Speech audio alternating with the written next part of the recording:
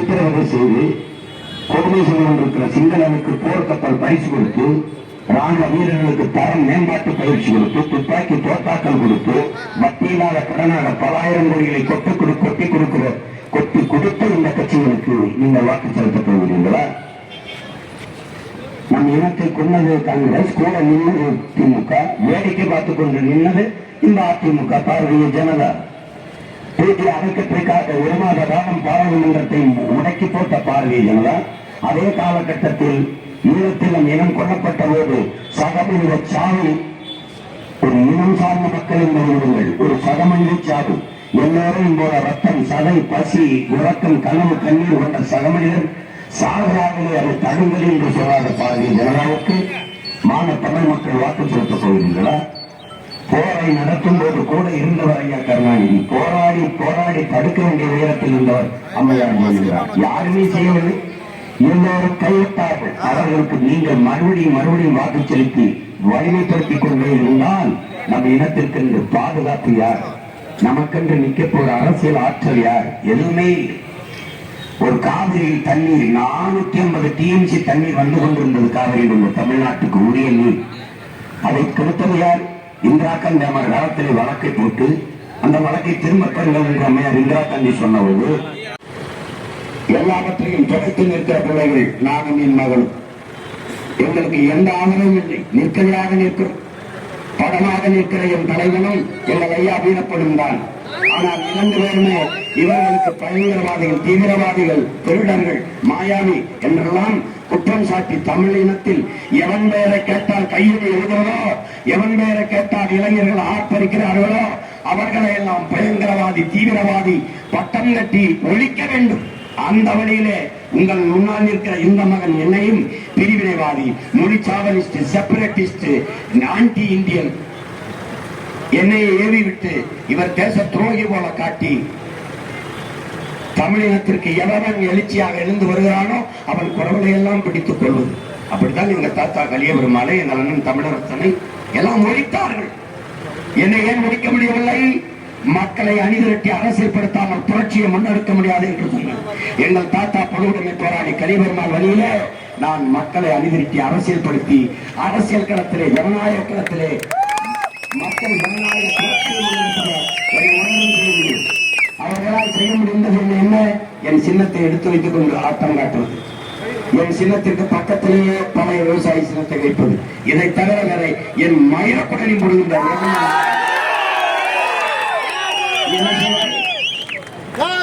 என்ன செய்வான்? நீ சிறையில் போடுவியா? சிறையிலிருந்து வெளியில் வந்தா கட்சி ஆரம்பிச்சேன். 1 வருஷத்துக்கு மேலாக சிறையில் இருந்து வெளியில் வந்து தான் கட்சி ஆரம்பித்தேன்.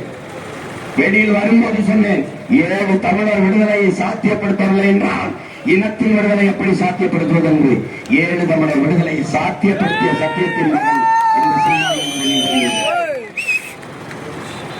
எனவே என் அன்பு மக்கள், அறிவார்ந்த தமிழ்ச்சோன மக்கள் சிந்திக்கணும். நிற்கிற உங்கள் பிள்ளைகளை சாதி மதம் பார்த்து பிரிக்காதீர்கள். நாங்கள் சாதி கடந்து சாதிக்க துடிக்கிற பிள்ளைகள், மதம் கடந்த மாநிலத்தை போற்றுகிற பிள்ளைகள், எல்லாவற்றையும் தாண்டி நாங்கள் உயிர்மையேர்கள். காக்கை குருவி என்ற சாதியில் கடலும் மறையும் என்ற கூட்டம், நோக்க களியாட்டம் நோக்கும் திசையெல்லாம் யாமின்றி வேறில்லை என்று பாடிய பெரும்பாவன் பாரதியின் பேரனும் வேத்திகளும், பகுத்துண்டு பல் உயிர்கள் ஓம்புக என்று பாடிய என்று போதித்த வள்ளுவ பெருமகனாரின் வாரிசுகள், பிறப்பு ஒக்கும் எல்லா உறவுக்கும் என்று இல்லாத பிறப்பு ஒக்கும் எல்லா உயிருக்கும் என்று போதித்த வள்ளுவ பெருமகனாரின் வாரிசுகள். என் அன்பிற்குரிய தம்பி தங்கைகளின் அறிமுடன் பிறந்தார்களோ, வாடிய பயிரை கண்டபோதெல்லாம் வாடினேன், பயிர் வாடியதற்கு உயிர் வாடினேன் என்ற வள்ளலார் என்ற பெருமகனின் பேர பிள்ளைகள், பேத்திகள் நாங்கள். எங்களை உயிர்மைநேயவாதிகள், மானுடம் கடந்து உயிர்மத்தை நேசிக்கிற, உலகம் தழுவி நேசித்து நின்ற பிள்ளைகள், யாரும் ஊரோ யாவரும் கேளோ என்று பேரந்து என்ற உலகத்தை ஆறத் தழுவி அரவணைத்து நின்ற இனத்தின் மக்கள். அகர முதல எழுத்தெல்லாம் ஆதிபகரம் முயற்று உலகு என்றுதான் உலகம் தழுவி நேசித்துதான் எங்களுடைய வேதமே தொடங்குகிறது. எனவே என் அன்பு மக்கள், எங்களை இந்த களத்திலே, தேர்தல் களத்திலே தனிச்சு நிற்கிறோம். ஏன் தனித்து நிற்க வேண்டும்? மாற்று என்று சொல்கிறோம். எந்த கட்சியின் ஆட்சி, எதிலிருந்து மாற்று, எப்படிப்பட்ட மாற்று? இந்த கட்சி ஆட்சிகள் இவர்கள் முன்வைத்த அரசியல் கோட்பாடுகள் தத்துவ நிலைப்பாடுகளில் இருந்துதான் மாற்று. அதனாலேதான் நாங்கள் தரித்து நிற்கிறோம். தனித்து நின்றாலும் தனித்துவத்தோடு நிற்கிறோம். கூட்டத்தோடு கூட்டமாக நிற்பதற்கு துணிவும் வீரமும் அவசியமில்லை என்ற மக்களே, தனித்து நிற்பதற்குத்தான் துணிவும் வீரமும் அவசியப்படுகிறது. நாங்கள் வீரர்கள், அதனாலேயே தனித்து நிற்கிறோம். இங்கே மாற்றம் என்பது வெறும் வார்த்தையாக பல ஆண்டுகளாக காதுகளில் விழுகிறது. மாற்றம் மாற்றம் மாற்றம் என்று. மாற்றம் என்பது ஒரு சொல் அல்ல, செயல். அதை மாற்றி காட்ட வேண்டும் என்று மாவீரனின் பிள்ளைகள் என்று நிற்கிறோம். என்னுடைய தலைவன் அடிமை தேசிய இனத்திற்கென்று ஒரு தேச விடுதலை என்கிற புனிதை கனவு கண்டவன். ஒரு இனம் என்றைக்கு விடுதலை அடையும், அது என்றைக்கு தனக்கென்று ஒரு நாடு அடைகிறது, அன்றுதான் முழுமையான விடுதலையை அடையும். அந்த விடுதலை அடைவதே தன்னுடைய கனவு லட்சியம் என்று உறுதி கொண்ட என் தலைவன், ஆயுதம் இல்லை என்றால் உயிரையே ஆயுதமாக ஏந்துவது, எனக்கு வேண்டியது இனத்தின் விடுதலை, விலை தலையே ஆனாலும் தர சம்மதம் என்று களத்திலே பாய்ந்தார். அதே போல இந்த நிலத்திலே நீண்ட காலத்திற்கு பிறகு பிறந்த வீர மகன், தமிழ் பேரினத்தில் இப்படி ஒரு வீரன் இருக்கிறான் என்று எல்லோரும் திரும்பி பார்க்க வைத்தவர் நம்முடைய ஐயா வீரப்பனார் அவர்கள். அவருடைய காலத்தில் 1000 சதுர கிலோமீட்டரில் ஒரு காக்கை, கர்நாடக காக்கை கூட பறக்கவில்லை. அவர் செத்தார், ஒட்டணைகள் என்னது என்று கன்னடர்கள் சென்றார் கொண்டாடுகிறார். இன்னைக்கு மேகத்தாதிலே அணை கட்டுவோர் என்று கொக்கரிக்கிறார்கள். ஒரு சொட்டு தண்ணீர் தமிழர்களுக்கு தர முடியாது என்கிறார்கள். ஒரு சொட்டு தண்ணீர் தமிழர்களுக்கு தர முடியாது, தருவதற்கு நாங்கள் என்ன முட்டாளா என்று கேட்கிறார்கள். அறிவார்ந்த என் அன்பு தம்பி தங்கைகளே, பேரன்பு மிக்க என் பெற்றோர்களே, இதை நம் ஐயா வீரப்பனார் இருக்கும்போது இப்படி அவர்களால் சொல்லி இருக்க முடியுமா என்று நீங்கள் எண்ணி பாருங்கள். இந்த தண்ணீர் வர மறுக்கும் கட்சி காங்கிரஸ், மேகதாதுரை அணை கட்டியே தீர்வேன் என்று சொல்லுகிற கட்சி காங்கிரஸ். இந்த காங்கிரஸ் கட்சியின் வெற்றிக்கு கர்நாடகாவில் போய் வாக்கு கேட்டது யார், ஓட்டு கேட்டது யார், பாடுபட்டது யார்? வென்று வந்த பிறகு கர்நாடகத்தில் காவிரியில் தண்ணிக்கு நாம் கேட்கிற போது இதே ஐயா ஸ்டாலினின் உருவபொம்மையை எரித்தார்கள். அவரை பாட வெட்டி அவர் உருவமையை தூக்கிச் சென்றார்கள். அவர் படத்தை வைத்து செருப்பால் அடித்தார்கள். ஒருவர் கூட திமுகவை சேர்ந்தவர் கண்டிக்கவில்லை, கூட்டணி கட்சி சேர்ந்தவர் கண்டிக்கவில்லை. கண்டித்த ஒரே மகன் உங்கள் மகன் நான் மட்டும்தான். எப்படி என் முதலமைச்சரை அவமானப்படுத்துவாய் என்று கண்டித்தவன் நான் மட்டும்தான். ஒரு சொட்டு தண்ணீர் என் நாட்டுக்கு, என் தமிழ்நாட்டுக்கு நீ தர முடியாதா? உனக்கு தேர்தல் கூட்டம் இல்லை, ஒரு சீட்டும் இல்லை என்று சொல்லாத திமுக அதற்கு மறுபடி ஓட்டு நேசிக்கிற பேரினத்தின் பிள்ளைகள் என்ற பார்வையில் இந்த தேர்தலில் எங்களுக்கு ஒளிவாங்கி சின்னத்திலே இனத்தின் வழிவாங்கி நிற்கிற பிள்ளைகள், எண்ணத்தில் இனத்தின் வழிவாங்கி நிற்கிற பிள்ளைகள் ஒளிவாங்கியை சின்னமாக கொண்டு வருகிறோம். உங்களின் மதிப்புமிக்க வாக்கை, வலிமைமிக்க வாக்கை எளிய மக்கள் எங்களுக்கு தந்து வெற்றி பெற செய்யுங்கள். இதற்கு முன்பு இந்த களத்திலே என் மகளோடு மோதுகிற 3 கட்சி, ஒன்று பாரதிய ஜனதா 10 ஆண்டுகள் இந்த நாட்டில் ஆண்டு விட்டது. அரையங்கள வளர்ச்சி. அந்த பாரதிய ஜனதா வேட்பாளர்களிடம் கேளுங்கள், ஒரு நன்மை, ஒரு நலத்திட்டம், ஒரே ஒரு திட்டம், ஒன்று 10 ஆண்டுகளில் நாட்டுக்கு மக்களுக்கும் செய்த ஒரு நல்லதை நீங்கள் சொல்லுங்கள் என்று கேளுங்கள். சொல்லிவிட்டால் என் மகளுக்கு நீங்கள் ஓட்டு போட வேண்டாம். காங்கிரஸ் கட்சி 10 ஆண்டு காலம் ஐயா மோடிக்கு முன்பு மன்மோகன் சிங் ஒரு நல்லது, என் இனத்தை கொன்றது, என் பலத்தை பறித்தது. அதை தவிர இந்த நாட்டில் தக்காளி விதை, வெண்டைக்காய் விதை, நெல், பாரம்பரிய நெல் ஏதாவது விதை வைத்திருக்கிறீர்களா? மறுபடியும் நீங்கள் வேளாண்மை செய்து மீண்டு எழலாம் என்றாலும் அதுக்கு விதை இருக்கிறதா? அந்த விதையை ஒரே இரவில் எடுத்துக் கொடுத்த பெருந்தகை மன்மோகன் சிங் சின்சாண்டர் நிறுவனத்திற்கு.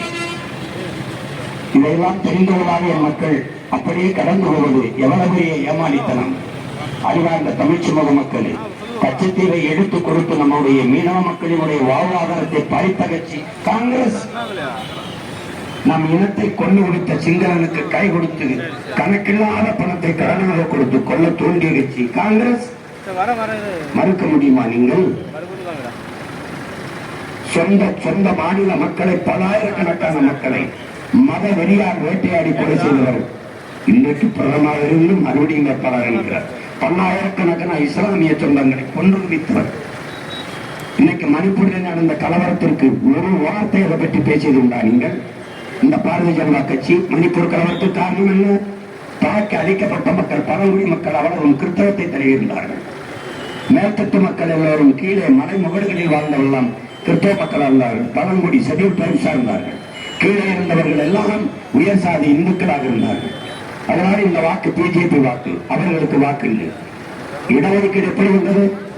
ஒடுக்கப்பட்ட பழங்குடி மக்கள் எதன் அடிப்படையில் எனக்கு கல்வி, வேலை வாய்ப்பு, அரசியல் அதிகாரம் மறுக்கப்பட்டதோ அதன் அடிப்படையில் எனக்கு தரப்பட வேண்டும் என்பதற்கு தான் இடஒதுக்கீடு வந்தது.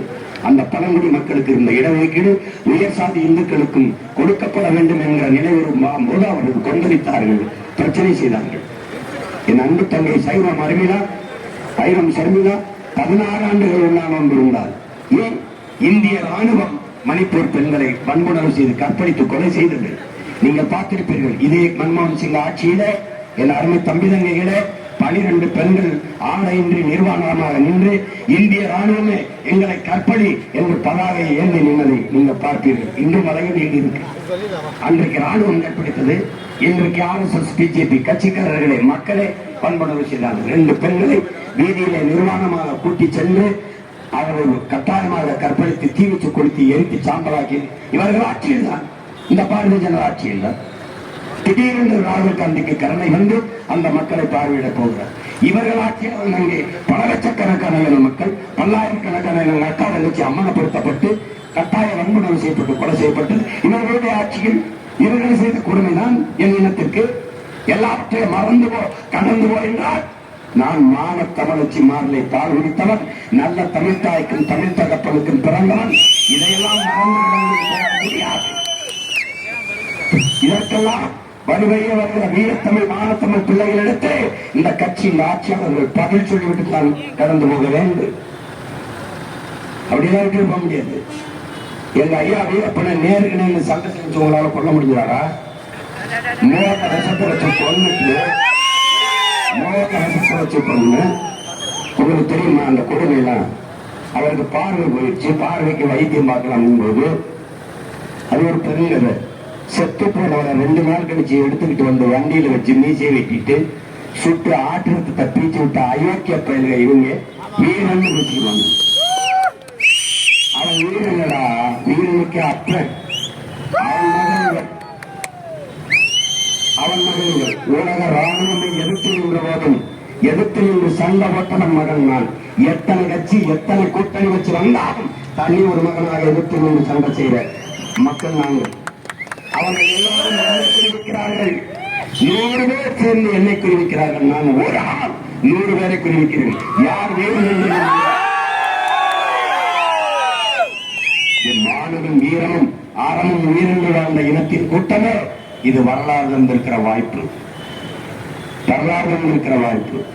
என் அன்பு தமிழ் மக்களை எழுதுங்கள். நம்முடைய தாத்தா ரத்தமலை சீனிவாசன் எந்த சொல் உன் மீது இழி சொல் என்று சுமத்தப்படுகிறதோ அதை எழுச்சி சொல்லாக மாற்றாதவர்களுக்கு விடுதலை இல்லைங்கிறார்.